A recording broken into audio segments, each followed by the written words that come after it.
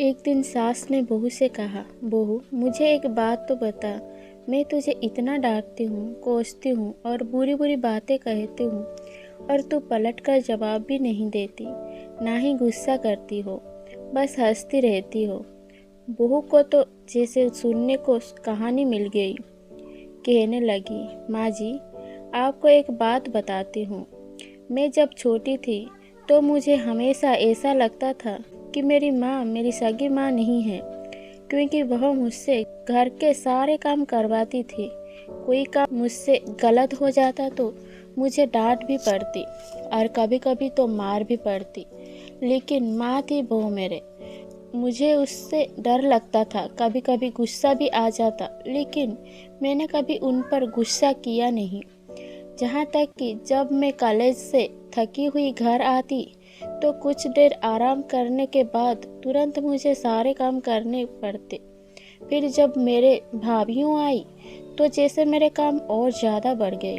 होना तो यह चाहिए था कि बहू आई तो सारी जिम्मेदारियां उस पर डाल दी जाए, लेकिन मेरी माँ ने फिर भी मुझसे ही सारा काम करवाया।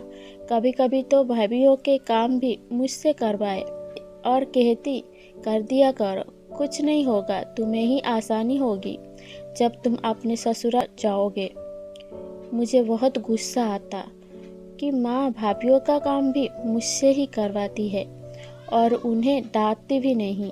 फिर मेरी शादी के 2 दिन पहले मेरी माँ ने मुझे प्यार से अपने पास बिठाया और कहने लगी, बेटा आज तक समझ जाना कि मैं तेरी सास थी। मैंने तुझे प्रैक्टिस करवा दी है और तुझे बता दी है कि सास ऐसी भी होती है, लेकिन अब तेरी शादी हो रही है तो आज से मैं तेरी माँ हूँ।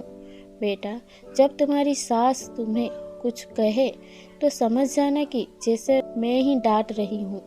बस यही बात थी माँ जी कि मुझे आपकी बातें बुरी नहीं लगती, क्योंकि मेरी माँ ने मुझे प्रैक्टिस करवा कर भेजा है और आप तो मुझे इतना डांटते भी नहीं जितना मेरी माँ डांटा करती थी। इतना कहकर बहू हंसते हुए किचन में चली गई और सास सोचते रह गई, क्या सच में बेटियों की प्रशिक्षण ऐसे ही करना चाहिए। मेरी प्यारी दोस्तों, अगर यह गल्प आप लोगों को पसंद आए तो इसके लिए लाइक, शेयर एंड सब्सक्राइब जरूर कीजिए। धन्यवाद।